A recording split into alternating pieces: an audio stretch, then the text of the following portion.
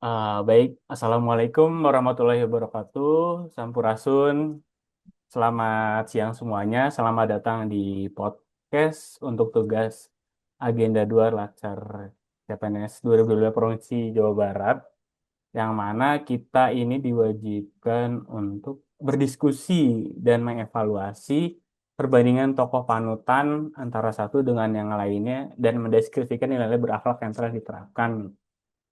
Sebelumnya, aku mau memperkenalkan diri dulu. Nama aku Faris Muhammad Fajri sebagai pengawas ketenagakerjaan ahli pertama dari Dinas Tenaga Kerja dan Transmigrasi Provinsi Jawa Barat. Lanjut, Teh Aulia, silahkan memperkenalkan diri. Boleh izin perkenalan semuanya, nama saya Aulia Muktirianti dari Dinas Sosial Provinsi Jawa Barat. Jabatan saya sebagai fasilitator pemerintahan. Lalu Teh Siva, monggo Teh, perkenalkan Boleh, diri. izin perkenalkan nama saya Siti Asifa dari Dinas Komunikasi dan Informatika Provinsi Jawa Barat. Jabatan saya itu penata kelola sistem dan teknologi informasi. Ya, baik. Terakhir ada Kang Andre nih. Silahkan Kang untuk perkenalan diri. Lalu Kang, perkenalkan nama saya Andre Noviansyah dari Dinas Tanaman Pangan dan Hortikultura untuk jabatan saya sebagai analis pasar hasil pertanian. Hmm, oke, oke, baik. Lanjut, nah kita kan kemarin nih sudah mengerjakan terkait dengan tokoh panutan kita masing-masing nih. Sebelumnya aku pengen tahu dulu nih, apa sih, siapa sih tokoh panutan kalian dan kenapa kalian memilih tokoh panutan tersebut? Tentunya dari Jawa Barat ya. Mungkin dari Kang Andre dulu deh. Siapa Kang dan kenapa Kang? Boleh Kang, di sini saya memilih Susi Puji Astuti. Beliau lahir di Pangandaran ya di Jawa Barat. Nah, saya memilih beliau itu karena beliau kan mantan Menteri Kelautan dan Perikanan di Indonesia ya.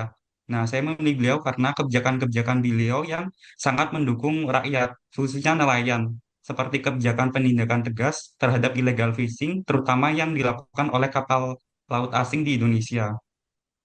Selain itu, beliau juga aktif mempromosikan media sosial untuk edukasi kepada masyarakat terkait tindakan-tindakan ilegal yang dilarang di Indonesia. Begitu, Kang. Ya, ini Bu Susi ini terkenal dengan meme-nya yang tenggelamkan gitu. Kalau teman-teman eh, pada ingat lah. Lalu dari Teh Shiva gimana Siap, Teh? siap, baik Kang. Kalau dari saya Hmm. sendiri, untuk tokoh panutannya yaitu Bu Atalia Praratia atau yang bisa kita kenal Bu Cinta. Nah, beliau asli dari Bandung. Nah, kenapa saya Hmm. memilih beliau?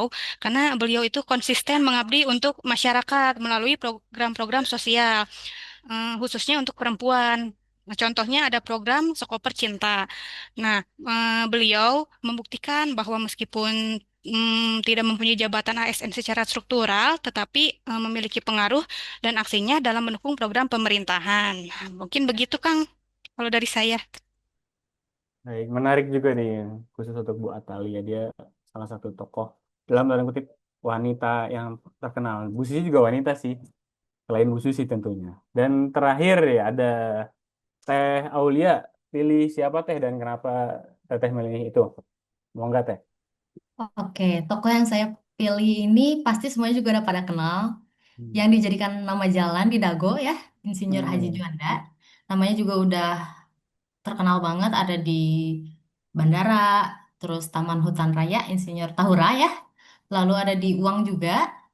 Kenapa saya memilih beliau? Karena beliau ini meskipun beliau tuh lahirnya di keluarga dengan background yang pendidikannya tinggi ya, dia sempat kuliah di ITB, lalu menjabat jadi menteri beberapa kali dan jadi perdana menteri juga.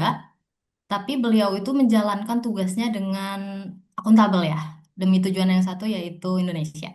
Gitu aja sih. Wah, menarik ini.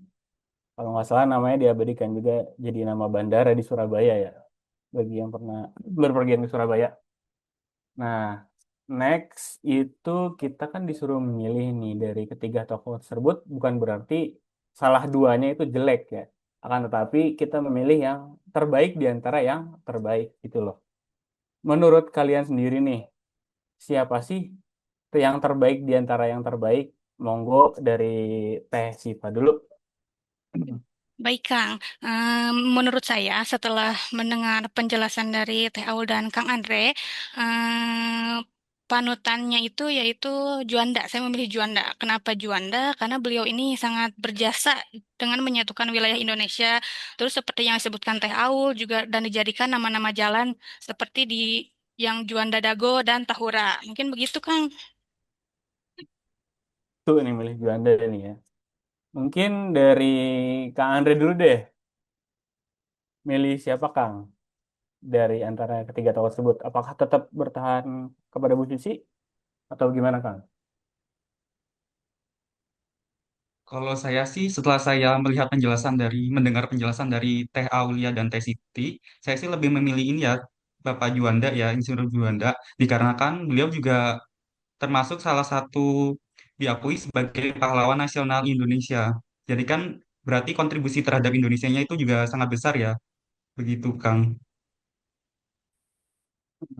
Baik, lalu terakhir nih, kan dua nih, wah pasti udah menang Juanda dong. Mungkin Teh Aul ingin berpindah haluan? Silahkan Teh. Oke, bukan berarti di sini statement saya bukan berarti Bu Susi dan Bu Cinta tidak deserve ya. Hmm. Tapi karena Insinyur Haji Juanda juga sudah memperoleh gelar nasional ya tahun 63. Jadi kayaknya relevan deh buat dijadikan tokoh untuk kita sebagai ASN untuk mengikuti prinsip-prinsip yang beliau dulu capai. Hmm. Oke, menarik nih. Jadi dapat disimpulkan ya dari pembicaraan kita pada siang hari ini bahwa terkait dengan tokoh panutan yang paling dipanuti untuk menerapkan nilai-nilai berakhlak, tentunya dalam kondisi saat ini yang ibaratnya apa ya, jiwa nasionalismenya mulai luntur, terus ada eh, hashtag kabur aja dulu, yang mana ya mungkin kalau misalnya Bapak Juanda itu dengar sampai hari ini mungkin dia akan kecewa gitu sama anak-anak bangsa ini loh kok pada gampang nyerah sama kondisi bangsa sekarang. Bahkan dulu yang lebih sulit pun beliau aja bisa untuk dalam tanda kutip me- menjalankan prinsip berakhlak itu sendiri.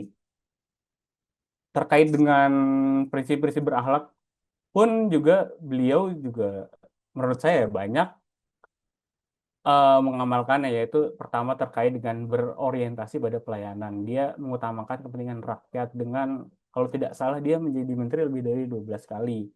Lalu juga akuntabel pada saat dia menjadi Menteri Keuangan, dia menjaga keuangan negara dengan ketat meskipun di tengah kondisi ekonomi yang carut marut lah ibaratnya. Kompeten, dia memiliki pendidikan tinggi dan mengaplikasikan ilmunya di bidang tersebut. Harmonis dan dia juga memiliki kemampuan untuk menjalin hubungan antar lintas golongan. Jadi dia tidak membeda-bedakan lah antara satu dan lain. Lalu juga terkait dengan loyal, dia adalah contoh yang loyal bagi bangsa kita.